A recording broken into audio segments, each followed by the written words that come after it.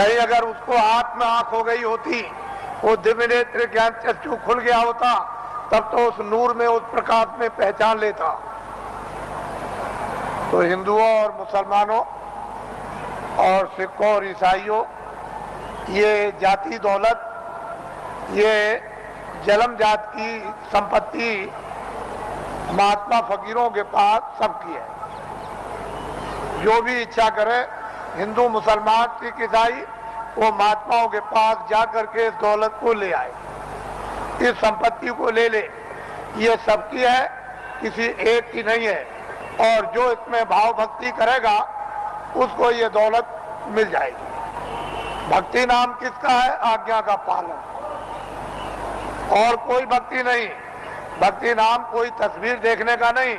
तुमने मंदिर में मूर्त देख ली तो इसका नाम भक्ति नहीं, या तुमने गाना गा लिया, कोई प्रार्थना कर ली, इसका नाम भक्ति नहीं। जो महापुरुष आदेश दे उसका तुम पालन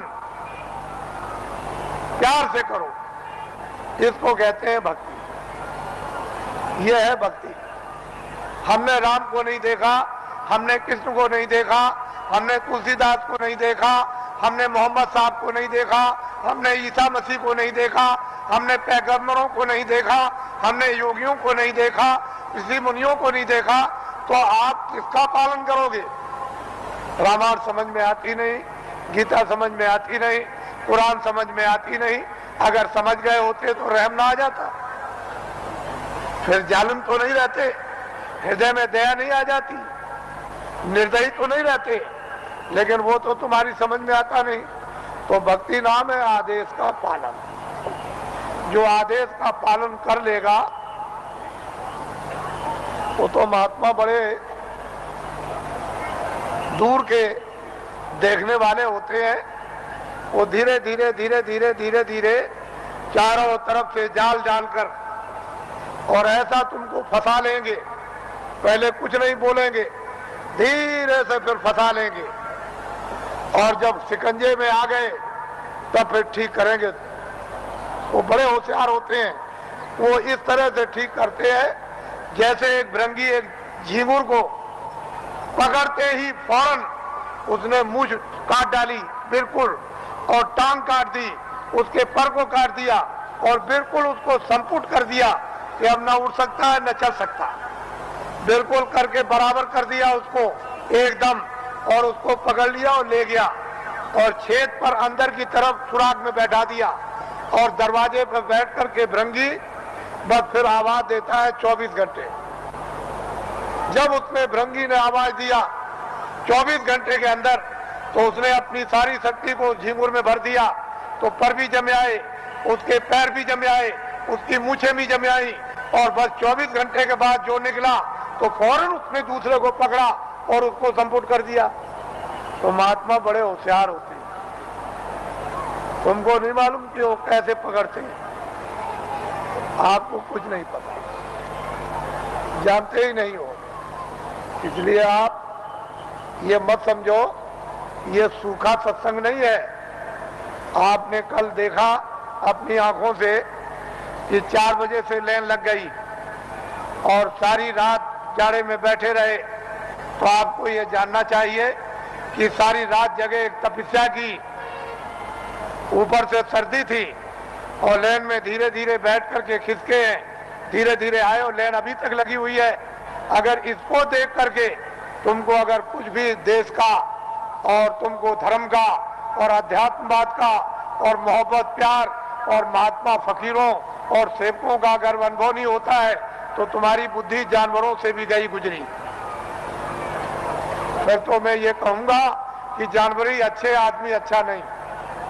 इस दृश्य को आप देखिए, इस दृश्य को वैसे मेरे पास ऐसा रास्ता है कि मैं 4 ही घंटे में इसको निपटा दूं, लेकिन मैं ये दिखाना चाहता हूं कि देवियां कैसी बैठी हैं, कतार लगाकर, पुरुष कैसे बैठे कतार लगाकर, क्या इंतजारी कर रहे हैं, और इस ठंडी में किस तरह से तपस्या कर रहे बैठे हुए हैं, ये आपको दिखाना चाहते हैं।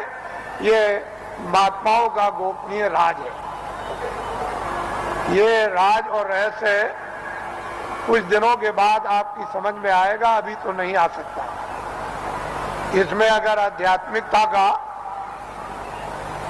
कहीं मसाला ना होता, सच्चा और सत्य, तब तो आप बहुत दूर चले गए होते। ये तो असली चीज है और वही सबको घूम फिर करके उसी जगह पर आ जाना।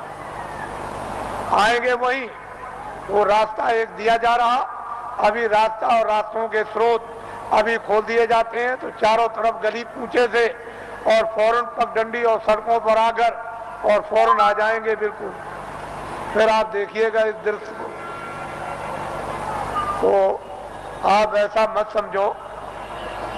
वो कहते तो कुछ नहीं है, अगर कह दें कि तुम ये हो, तुमने सुबह इसको मारा, शाम को इसको मारा, इसकी चोरी की, इसकी डकैती की, इसका बुरा किया, इसका ये किया, तो 2 मिनट नहीं ठहरोगे। फिर तो 2 मिनट नहीं ठहर सकते हो, भाग के चले जाओगे। करे यहाँ तो सब कुछ खुल गया, यहाँ तो कुछ नहीं है। लेकिन वो धीरे से पोशीदा रखकर वो धीरे धीरे धीरे धीरे जब रास्ते पर ले आएंगे और बांध लेंगे, तो कहेंगे अरे बेटा, ये बच्चे, तूने बहुत कुछ कर लिया, ये काम किया है। तब उसका होश उड़ जाएगा और वो अपनी जगह पर आ जाएगा। वो आदेश उसको मिलेगा, उसका पालन करेगा। उसका नाम है भक्ति। वाल्मीकि बदल गए, गंगा बदल गई, सदन कसाई बदल गए, और बड़े बड़े राजे और जिम्मेदार बदल गए, और डाकू और बदमाश बदल गए, बड़े लुच्चे और लफंगे बदल गए। महात्माओं के पास पहुंच करके बदल जाते, और बड़े बड़े सिद्ध हो गए, और बड़े ज्ञानी हो गए, और त्रिकालदर्शी हो गए, और जो इतिहास बना दिया उसको अभी तक कोई काट नहीं सका। उन्होंने लिख दिया, मैं सबसे बुरा था, मैं सबसे पापी था, मैं सबसे गुनाहगार था, और सब कुछ चिल्लाकर उन्होंने किताबों में ढनूरा पीट दिया। लेकिन यह है कि जिस महापुरुष के चरणों में गए, उन्होंने उस सबको क्षमा कर दिया। उसके बाद में मसाला है, जड़ी है, औषधि है, बूटी है, उसको लगा करके और सबको धो डाला।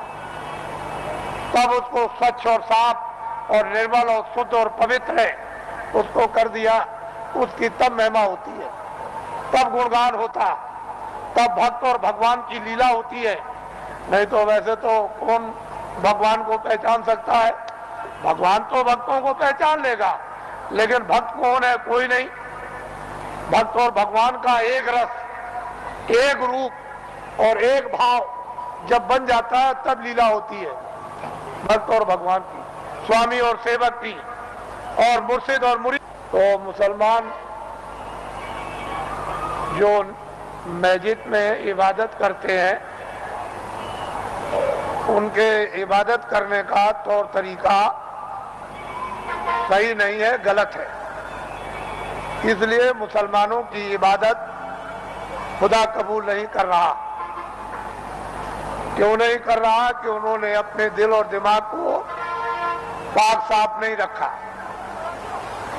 और गंदगी से मालिक इबादत को कबूल कभी कर नहीं सकता। इसलिए उनकी इबादत कबूल नहीं होती और वक्त उनका जाया हो रहा। और ये जिसमें जो आपको थोड़े वक्त के लिए दिया गया, वक्त पूरा होते ही जैसे ही पूरा हुआ, लेकिन उन्होंने कहा जिस्म हमने इबादत के लिए ही दिया है कि इबादत से तुम अपनी रूह को जगा लो और नजात में पहुंचा दो मौत के पहले। लेकिन आपने इसको समझा नहीं, वक्त पूरा हुआ और रूह को जिस्म से निकाल दिया। जिस तरह से हिंदू की जीवात्मा निकाली जाएगी, उसी तरह से मुसलमान की रूह निकाली जाएगी, और फैसला दोनों का एक ही तख्त पर होता है, अलग अलग नहीं। वहां न कोई हिंदू है, न वहां कोई मुसलमान। वहां तो जो भी तुमने अच्छे और बुरे जो काम किए वो वहां पर हैं, और उसी का इंसाफ हो जाएगा। वहां किसी शहादत और गवाही की जरूरत नहीं। ये सब कुछ है, महात्माओं को, महान आत्माओं को ये सब दिखाई देता है। इससे मालूम होता है कि वो कौन है हिसाब करने वाला, और किस तरह से हिसाब करता है, और किन लोगों को फिर मनुष्य शरीर नहीं मिलता और कब तक नहीं मिलता है, ये महापुरुषों को सब मालूम। अब आप लोगों से हमारी ये विनय और प्रार्थना है कि अब आप लोग अपना उम्र का जो थोड़ा बहुत बचा हुआ हिस्सा है, कुछ तो आप खेती दुकान दफ्तर में लगा दो, कुछ बच्चों की सेवा में लगा दो, कुछ मान सम्मान में लगा दो, कुछ सोने में।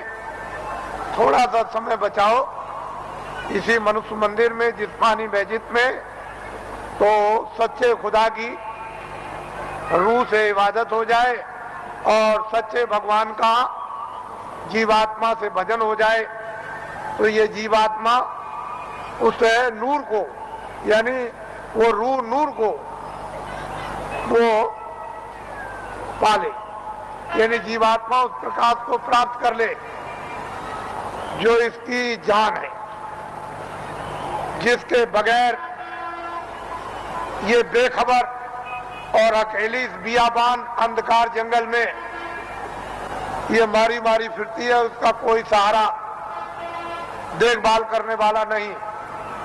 इतना काम तुम करोगे बचा हुआ थोड़ा समय, बाकी जो जो आदेश आपको मिलता जाए 23 घंटे के अंदर 1 घंटा तो आप रिजर्व कर लो कि 10 मिनट सुबह, 10 मिनट शाम को, 10 मिनट दोपहर में, 10 मिनट दोपहर बाद और 10 मिनट अर्ध रात बाद। इस तरह से 1 घंटा तो रिजर्व कर लो, बचा करके रख लो, और 23 घंटे के लिए जितना जितना आदेश मिले, दफ्तर के लिए, दुकान के लिए और खेतों के लिए और बच्चों की सेवा के लिए, आए गए मेहमान के लिए और सोने के लिए और स्नान करने के लिए, अस्पताल में जाने के लिए, जितना आपको आदेश मिल जाए वो तो आप इसकी हिफाजत कर लो। इसमें बैठी जीवात्मा, उसकी भी हिफाजत कर लो। दोनों काम आपके लिए सुलभ हो जाएं, ये भी ठीक और जीवात्मा भी तुम्हारी जाग जाए।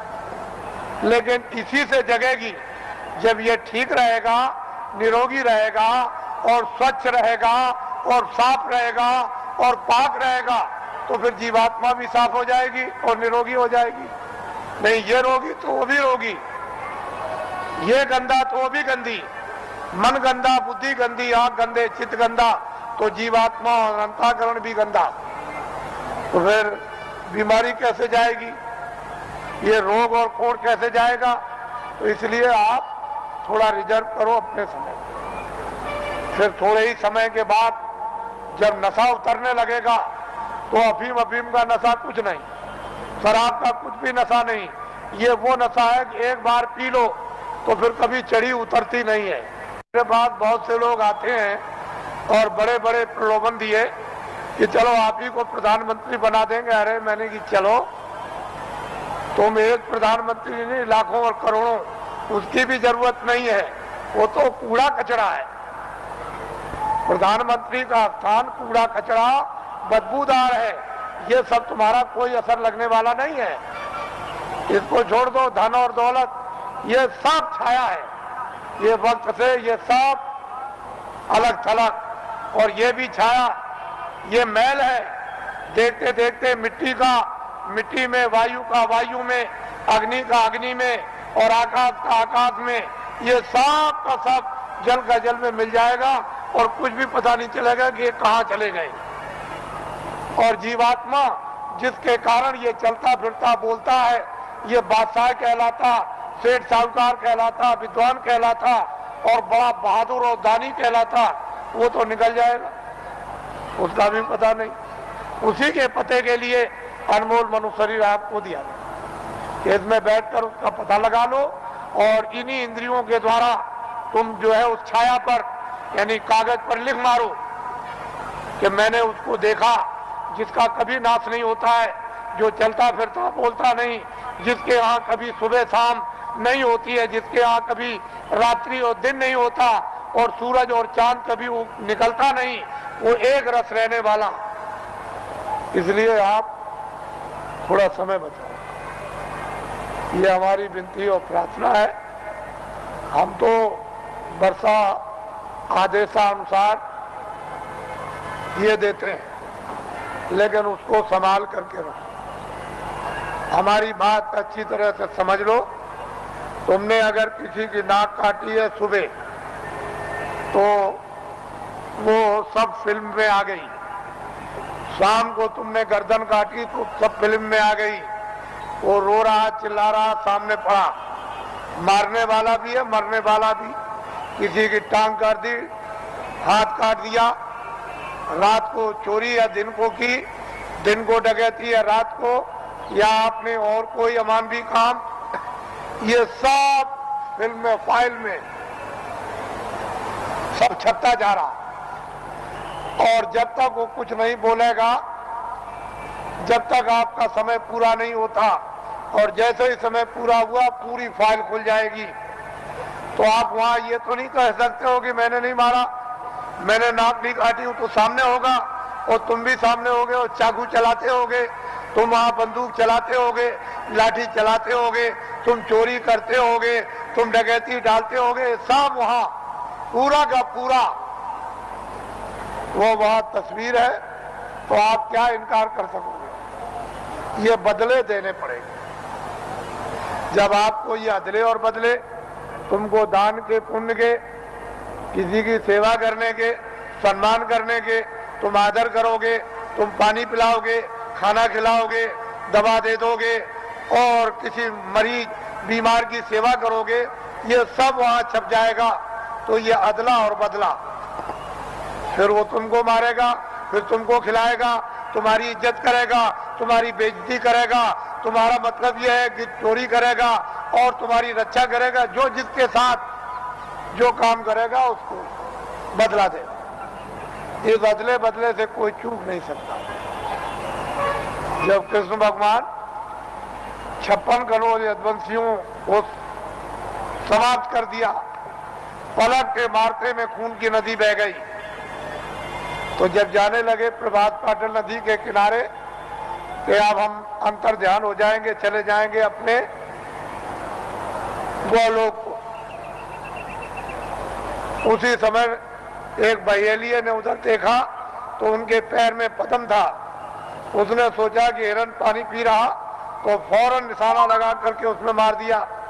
और उस बहेलिये को मालूम हो गया कि लग गया। वो फौरन दौड़ करके आया तो देखा कि वहां कृष्ण भगवान बैठ करा रहे, बड़ी पीड़ा हो रही। तो उसने कहा, अरे भगवान ये क्या हो गया? मैंने तो सोचा था कि हिरन पानी पी रहा और यहाँ आप निकल आए, मैंने तो बड़ा अपराध किया। कह लगे, भाई तुमने कुछ नहीं किया, मैंने रामा अवतार में पेड़ की ओट में होकर के हमने बाली को मारा था और बाली बहेलिया बना। तो फिर वो द्वापर में, कृष्णा अवतार में उसने अपना बदला ले लिया। जब ऐसी ऐसी शक्तियों से ये बदले नहीं चुक सकते हैं, उनको भी बदला देना पड़ेगा। तो तुम्हारे पास तो कोई शक्ति और ज्ञान नहीं, तुम कोई योगी तो हो नहीं, तुम तो मतलब यह है कि आज सिद्धि प्राप्त करने वाले तो हो नहीं, तो तुमको तो ये बदले देने ही पड़ेंगे। जब ऐसी ऐसी शक्तियों को देना पड़ा और किताबों में लिख दिया कि ये हमसे भी बदला नहीं चुक सकता, हमको भी देना होगा, लेकिन संत इस बदले को चुका देते हैं। उनके पास बदले के चुकाने का मसाला है, योगियों के पास नहीं है, सिद्धों के पास नहीं, ज्ञानियों के पास नहीं, तत्वदर्शियों के पास नहीं, संतों के पास में इसका मसाला है, इसको चुकाने का, और किसी के पास नहीं। तो आपको तो ये भेद मालूम है नहीं, फिर आपने तो कृष्ण को देखा नहीं कि आप जल्दी से कहोगे कि नहीं हम भी हैं। फिर जब आपने देखा नहीं तो पूजा किसकी कर रहे हो? अरे किताब में लिखा है कि तुम जाओ, अगर मुझको पाना चाहते हो, मेरा दर्शन करना चाहते हो, मेरे लोक में आना चाहते हो, तो जो मुझको पा चुके हैं तत्वदर्शी, जिन्होंने अपनी जीवात्मा को जगाकर और ज्ञान चक्षु द्वारा जिन्होंने मेरा साक्षात्कार किया है, तुम उनके पास चले जाओ, वो मेरा भेद बताएंगे और उनकी कृपा और मदद और सहायता से तब मेरे लोक में तुम आओगे। तो ये तो कोई मानने वाला है नहीं। तो बताओ फिर पूजा किसकी हो गई? तुमने खुद को, अपने को धोखा दिया, खुद को भ्रम में रखा, खुद को अंधकार में रखा और खुद भटक गए।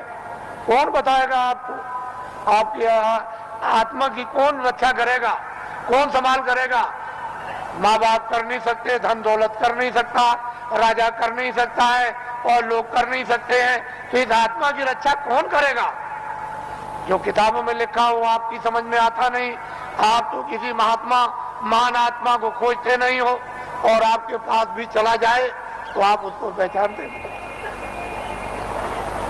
इसलिए ये दिन ऐसे बुरे आए कि महान आत्माओं की बड़ी अवहेलना हुई, बड़ा तिरस्कार हुआ, बड़ी गाली गलौज, बड़ा उनका अपमान हुआ, बड़े शब्द भद्दे शब्दों से प्रयोग किया गया।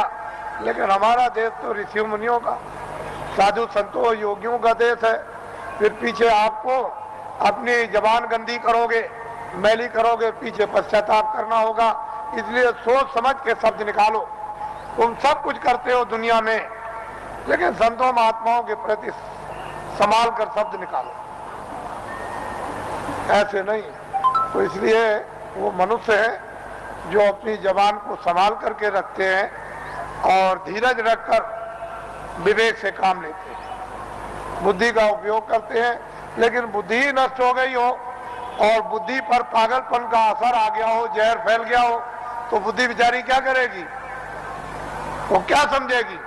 भूत का, भविष्य का, वर्तमान का, योगियों का, महात्माओं का, आत्माओं का, ज्ञान का, विज्ञान का, उसकी समझ में क्या आएगा? तो इसलिए समुद्र भरा है आपके मनुष्य मंदिर में, और महात्मा ये सब कर्मों को चुका देते हैं। कहीं सेवा कराकर, पानी पिलाकर, कहीं दवा दिलवाकर, कहीं रोटी खिलवाकर, कहीं झाड़ू लगवाकर, कहीं रात बता करके रास्ते में खड़ा करके, कहीं बैठा कर सर्दी में, कभी गर्मी में, ये धीरे से यानी कर्मों को चुका देते हैं। उनके पास में रास्ते हैं चुकाने के, और अदला बदला जब चुका दिया तो वह छुट्टी पा गए। जब तक तुम अदले बदले नहीं दे सकते हो, तब तक कोई भी जीव काल के देश से, ये नरकों से 84 से कभी छुटकारा पा ही नहीं सकता।